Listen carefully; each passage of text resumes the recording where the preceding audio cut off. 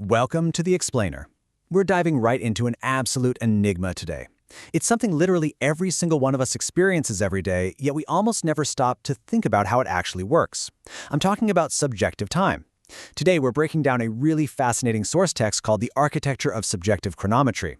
And what makes this material so incredibly unique is how it seamlessly blends hardcore cognitive neuroscience with theology. It looks at exactly why time seems to expand and contract in our minds, and it suggests this is way more than just some glitch in our perception.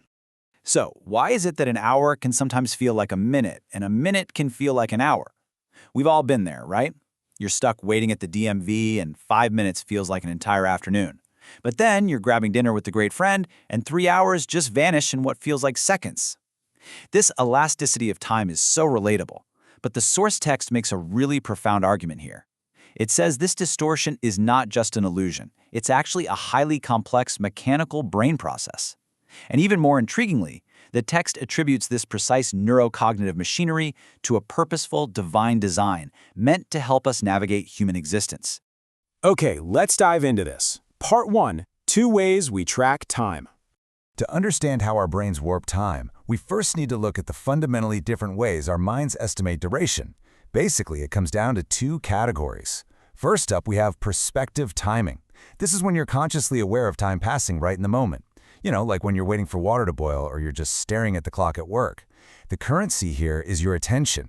If you're deeply engaged in something fun, your attention is totally distracted away from monitoring time. The brain's time monitoring gate narrows, you count fewer mental seconds, and bam, time flies.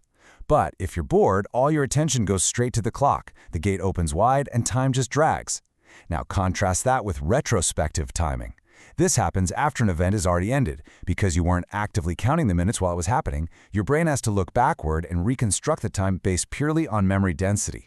This creates what researchers actually call the holiday paradox. Think about it. A week on a thrilling, action-packed vacation is going to be remembered as feeling significantly longer than a boring routine week at home, simply because your brain packed in so many new memories. The source actually frames this search for novel depth as a divinely placed sense of eternity in the human heart, constantly seeking meaning in the passage of our days. Part 2. The brain's internal clock. Because to really grasp these temporal distortions, we have to look closely at the specific mechanical systems operating at the micro level. So what's actually ticking inside our heads? Well, there's a framework called the Attentional Gate Model, and it functions in 4 distinct steps. First, you've got a pacemaker, and this generates a constant stream of temporal pulses. Second, there's a gate that opens or closes based on your attention. Third, a switch that triggers the whole system. And finally, an accumulator that tallies up all those pulses to give you a judgment of duration. The source material neutrally observes this sheer precision and describes this hierarchical system as reflecting a master designer's hand. A really prime example of this is during a high arousal state, like, say, a sudden car crash. In that terrifying split second, the switch stays locked in the closed position, ensuring that absolutely every single temporal pulse from the pacemaker gets counted. This massive flood of data makes time appear to shift into slow motion, and the text argues this is a divinely provided mechanism that allows us to prioritize information for rapid, life-saving decision-making. But beyond just the mechanical steps, your actual chemicals driving this whole process. The crucial point here is that this phenomenon has incredibly deep neurobiological foundations. The basal ganglia, specifically the striatum, is essentially the central hub for perceiving time intervals. And dopamine? That's the fuel. When you're doing something rewarding, dopamine absolutely floods your system and literally speeds up that internal pacemaker, which, by the way, is exactly why time flies when you're having fun. It even comes down to your sensory visual cortex.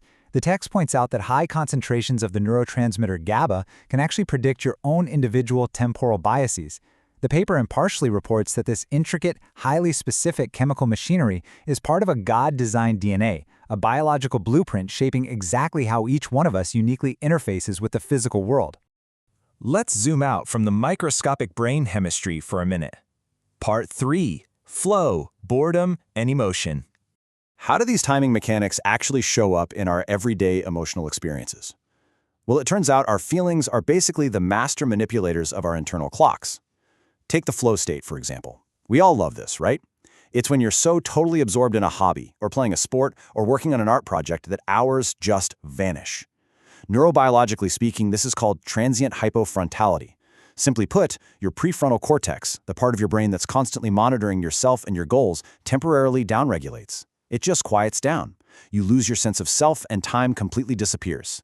The source material beautifully describes this state as a temporary alignment with a divinely planted human longing for timelessness, which allows for maximal, uninterrupted creative expression. But what about the exact opposite? What about boredom? According to functional signal theory, boredom causes time to drag horribly because your mind lacks stimulation and just starts fiercely counting the seconds. But the text frames this dragging sensation in a really fascinating way. It argues that this isn't a punishment, but rather a God-given signal. Much like physical pain alerts your body that, hey, you're touching a hot stove, the mental pain of boredom alerts your executive system that your current engagement is suboptimal. It's essentially an internal alarm clock prompting you to get up and seek out more meaningful activities. Now, what's really interesting about this is how it breaks down the time-emotion paradox. Consider the stark contrast between fear and anxiety. If you experience acute fear, meaning there is an immediate present threat right in front of you, time drastically slows down. Your brain hyper-focuses on the now, and you completely overestimate the duration. But diffuse anxiety, worrying about uncertain, unpredictable future threats, does the exact opposite. Because your attention is totally fragmented between the present moment and a dozen hypothetical what-if futures, you actually miss the temporal pulses happening right now. You underestimate the time, and it flies by in this blur of worry. It's a really powerful illustration of how our emotional focus literally stretches or shrinks our reality. All right, let's zoom out even further to the macro level. Part 4. Chronos, Kairos, and Aging. We've looked at milliseconds, and we've looked at daily emotions. Now let's explore how we perceive time across an entire lifespan and within our deepest social connections. The ancient Greeks actually had 2 different words for time, and the source text uses them to explain our experience. The first is chronos. Chronos is the quantitative, linear time of mechanical clocks and calendars. It's the relentless ticking of seconds, minutes, and hours. It represents the strict, measurable, earthly progression of time that governs our schedules, our meetings, and our deadlines. It is, quite simply, the time we count. But then there is Kairos. This is the qualitative time. It's the opportune moment of impact and depth. It is the time that counts. The text emphasizes that when we engage in what's called social chronometry, when we deeply bond with someone, when we achieve true rapport, and our physical rhythms actually align, we enter a shared flow. In these moments of Kairos, the depth of human connection completely transcends the linear ticking of Chronos. Honestly, it's exactly why a 4-hour conversation with someone you love can feel like it only lasted 5 minutes. And as we accumulate these moments of Chronos and Kairos, we age. And as we age, almost everyone agrees on one thing: time seems to speed up. Why is that? Well, think about the math for a second. 2%. This clearly illustrates what mathematicians call the proportionality theory of aging. If you're 50 years old, one single year represents only 2% of your entire life. But to a 5-year-old, a year is 20% of their life. Because each passing year becomes a mathematically smaller fraction of your total existence, your brain perceives it as fleeting, and that causes time to literally, mathematically feel like it's accelerating the older we get. This ultimately builds into the broader philosophical conclusion of our source material. The text includes this quote from 2 Peter 3:8, "With the Lord a day is like 1,000 years, and 1,000 years are like a day." The paper neutrally uses this specific text to highlight a profound cognitive reality. As the human brain ages and daily life becomes far more routine, we tend to chunk our experiences together, which compresses our memory of the past. The source argues that this cognitive compression actually reflects an innate human longing for the eternal, that as we progress toward the end of our lives, the finite, earthly units of time begin to feel increasingly small and inadequate. Which brings us to our final takeaway. Based on the deep neurobiology, the cognitive mechanisms, and the philosophical framework we've explored from the text, we're left with a really powerful premise. The elasticity of time is not a random error. It's a purposeful system designed to guide us toward depth, meaning, and connection. Time drags to warn us, and it flies to reward us.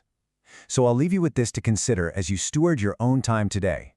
Ask yourself, are you simply counting your chronos, or are you actively seeking kairos? Thank you so much for joining me for this explainer. I hope it changes the way you experience absolutely every second of your day.